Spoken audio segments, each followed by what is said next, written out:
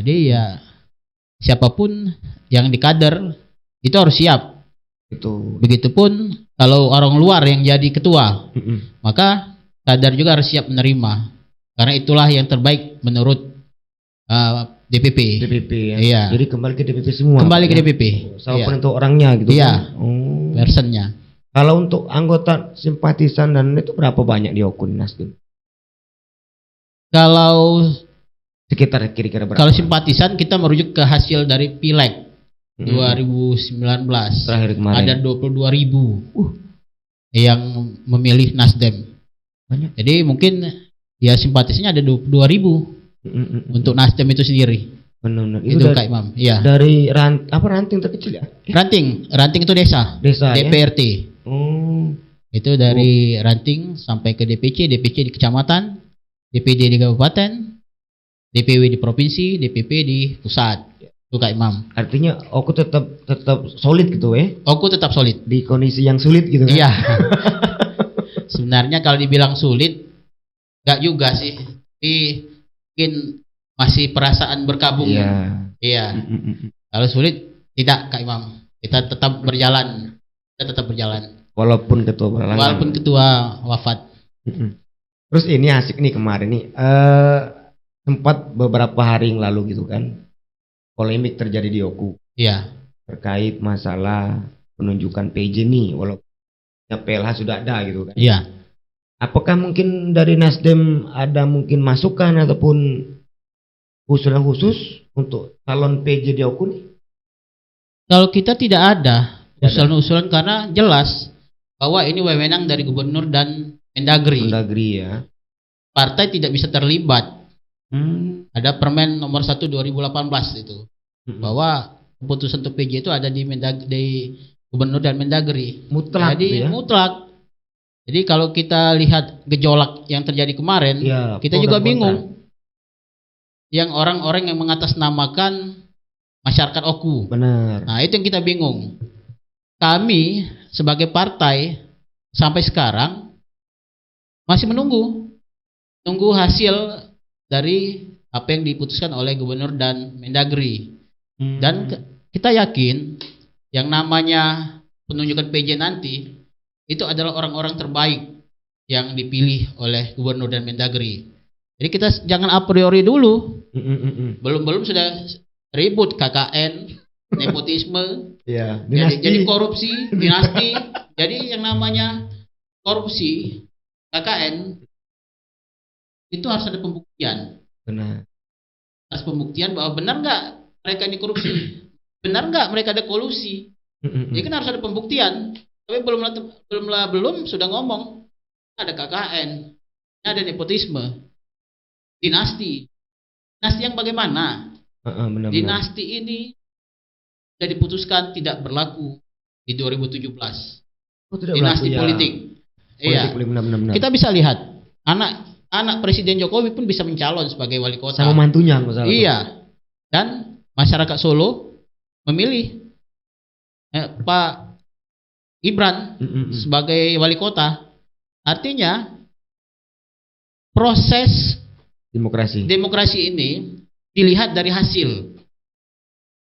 Orang bilang mereka jelek, mereka nggak bagus, tapi hasilnya ternyata masyarakat memilih. Benar. Iya, ini bagaimana? Jadi kita juga sangat menyayangkan yang orang-orang yang mengaku mewakili masyarakat Oku, apalagi sampai mengancam akan membawa banyak orang lagi. Waduh. Iya, lebih banyak lagi. Kita biarkanlah proses ini berjalan. Benar. Proses bahwa gubernur akan memikirkan masyarakat Oku, Mendagri akan memikirkan masyarakat Oku, karena baik gubernur ataupun Mendagri ya asalnya dari sini juga. Oh iya benar. Iya. Orang Oku gitu ya. Orang Oku. Sumsel dalam kutip. Sumsel yang pasti. Nah, jadi ya kita berharap juga ketika kondisi ini tenang, sebenarnya kondisi ini tenang. Tidak ada gejolak. Dengan munculnya ada demo segala macam, ini bergejolak. Iya.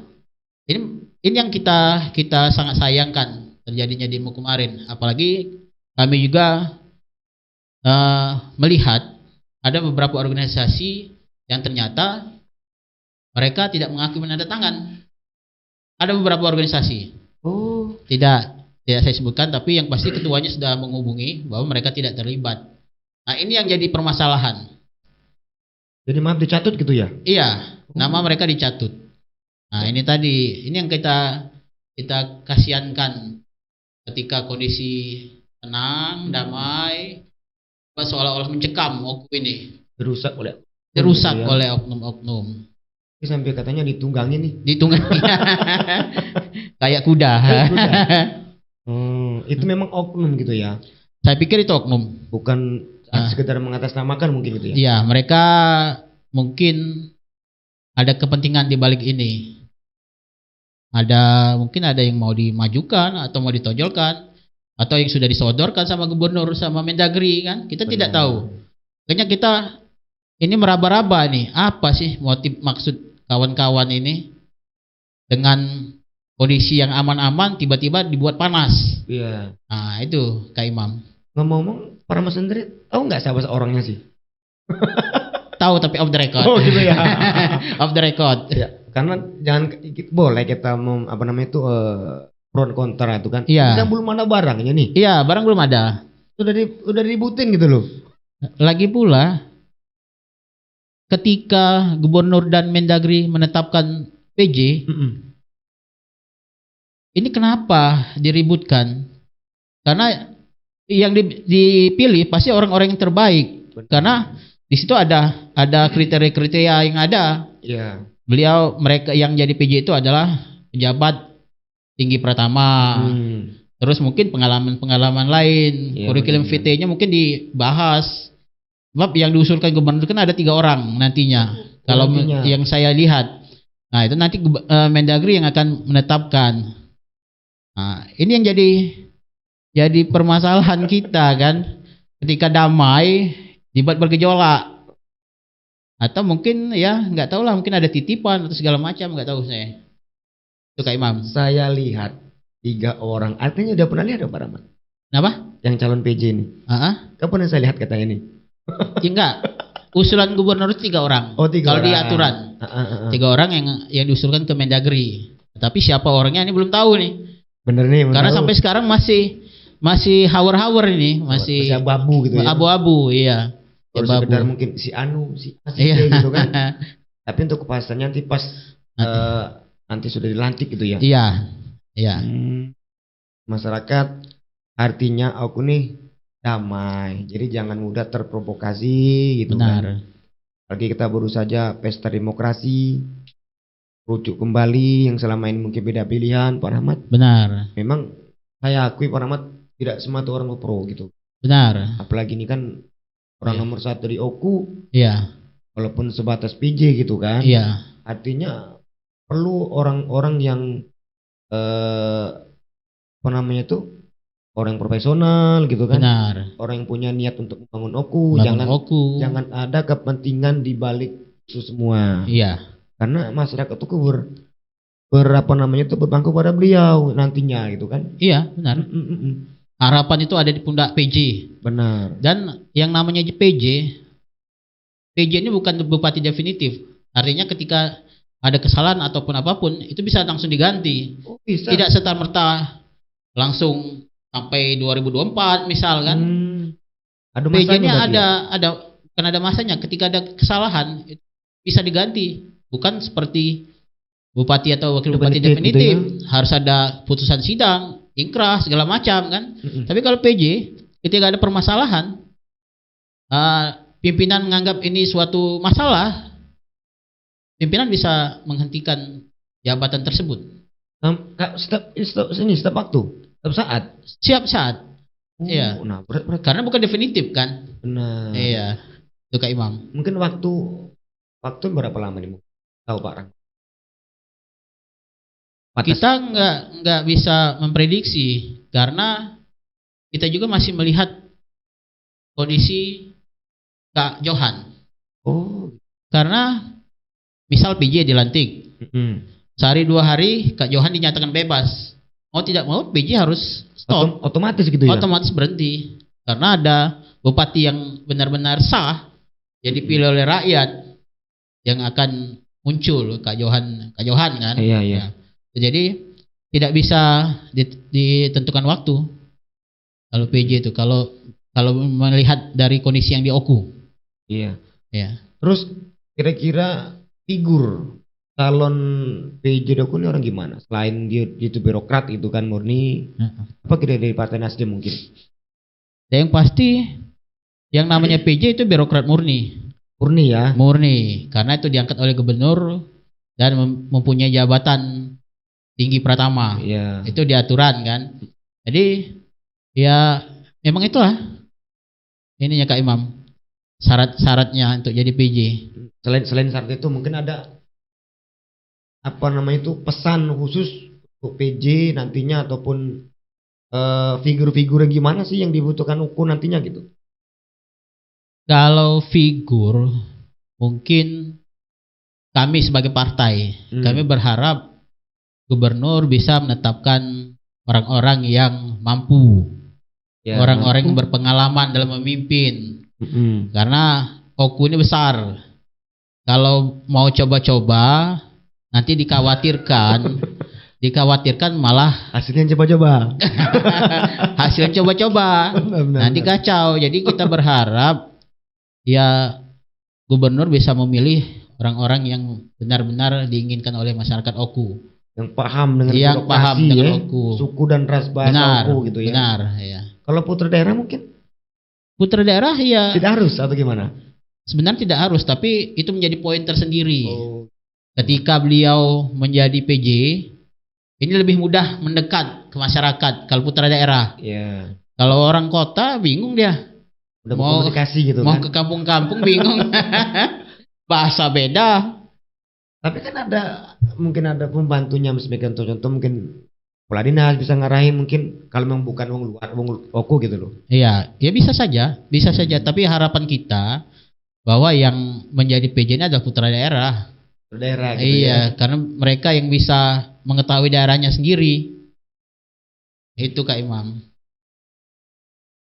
Putra daerah. Putra daerah. Itu yang menjadi. Silakan minum Pak Rahmat. Siap. Nanti aja namanya mau. Ini sudah habis tengah Kak. Nggak tampil lagi. Iya.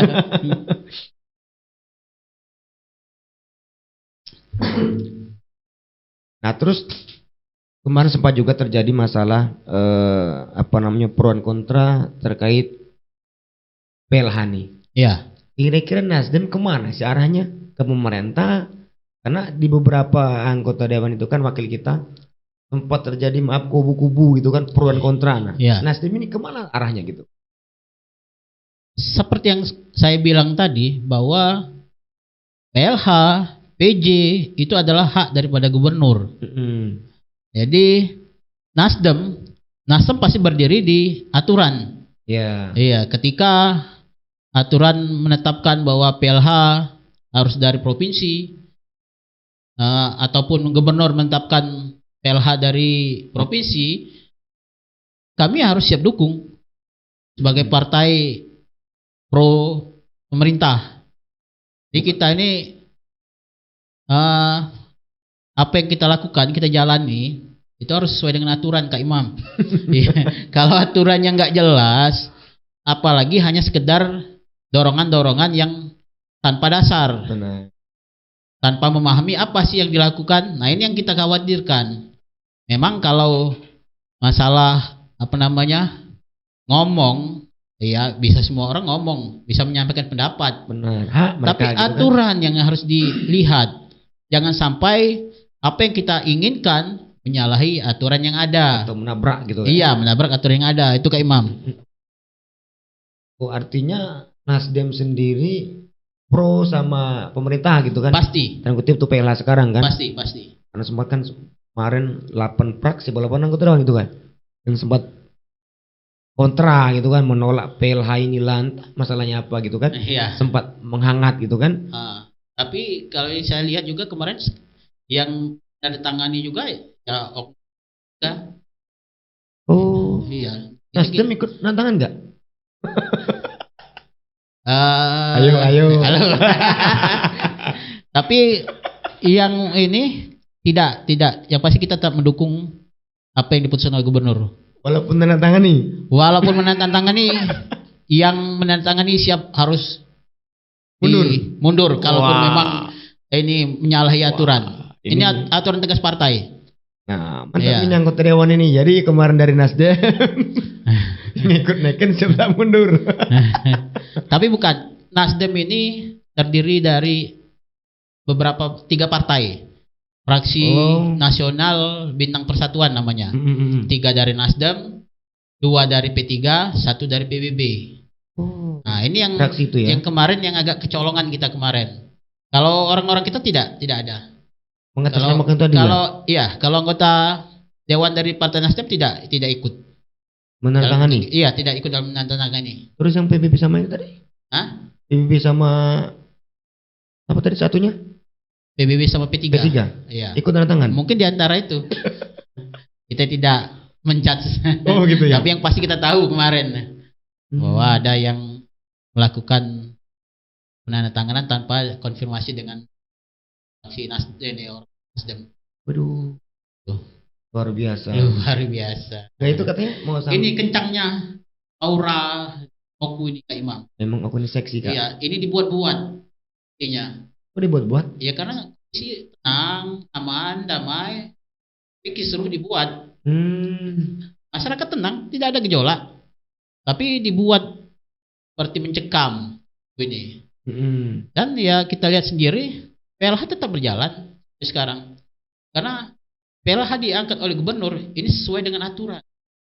Jadi tidak bisa dibantah. Apalagi mengatasnamakan rakyat. Rakyat yang mana? Gitu kan Kak Imam. Mengatasnamakan masyarakat. Mengatasnamakan masyarakat. Rakyat juga ya bisa sih mengatasnamakan rakyat. Ya segelintir rakyat lah yang melakukan aksi yang kita lihat beberapa hari kemarin. Ya. Yang mengancam sampai mau demo. Lebih besar lagi.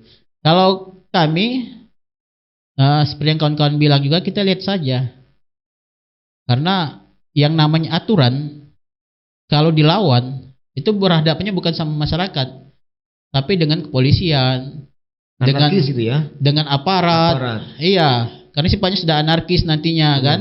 Jadi kita lihat saja, bukannya kita tidak mau demo tandingan, bukan.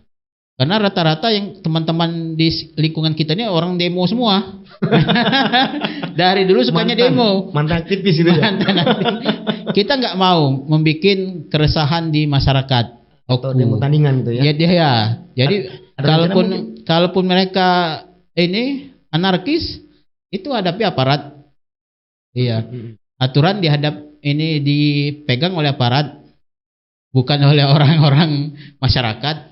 Apakah mungkin ada rencana demo tandingan? Enggak, sampai sekarang kita enggak. Ini khusus Nasdem, tapi enggak tahu yang dari rekan-rekan yang lain kan. Kalau Nasdem sendiri kita tetap menjaga kondisivitas di Oku. Kita ingin Oku damai, tentram, tanpa gejolak dan berjalan sesuai dengan aturan yang ada. Itu Kak Imam. Ya, tim ini mendukung sama siapapun itu kebijakan nantinya yang baik ditentukan oleh Mendagri ataupun gubernur dan mendukung pemerintahan dalam ini PLH gitu kan. Iya. Karena kadang-kadang saya juga sih dukung pemerintahnya itu kan. Sementara beliau kesini ditugaskan gubernur gitu. Iya. Saja nih hubungan Nasdem dengan Pak PLH gimana? Pak Edo Chandra kalinya ya? Kita enggak begitu dekat sama PLH karena kita enggak tahu kemarin PLH itu siapa kemarin kan. Tapi yang pasti sebagai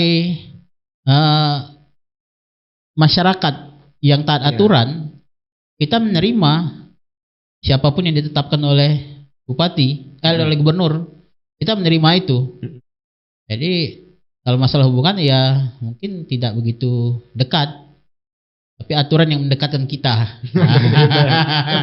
Aturan yang mendekatkan kita. Tapi pernah audiensi mungkin bertemu dengan Pak PLH? Belum pernah. Belum ya? Belum pernah. Ada rencana mungkin? Enggak, kita ya mungkin karena masih berkabung ini kita tidak mau menimbulkan gejolak. Nanti ketika kita audiensi nanti ribut lagi. Seolah-olah kita ngapain di situ kan. Tapi komunikasi secara pribadi? Kalau komunikasi secara pribadi itu pernah ketemu sama PLH ketika yasinan di rumah kabupaten. Oh, waktu itu. Hanya itu saja. Ngobrol selintas lalu. Tidak membahas masalah Oku. Karena kita yakin siapapun yang jadi PLH adalah yang terbaik untuk Oku. Termasuk PJ-nya nanti. Termasuk PJ-nya nanti. Amin. Amin. Oke, mungkin sebelum closing Pak Rahmat, satu kata apa namanya itu, puisi lah gitu kan, puitis untuk Nasdem ke depan gimana PJ dan PLH gitu. Ini bingung nih kalau ngomong masalah puitis. Nyuruh puisi. Yang pasti kita sebagai masyarakat Oku, marilah kita jaga ketentraman, kedamaian, kondusivitas yang ada di Oku, karena ini semua kita semua adalah saudara.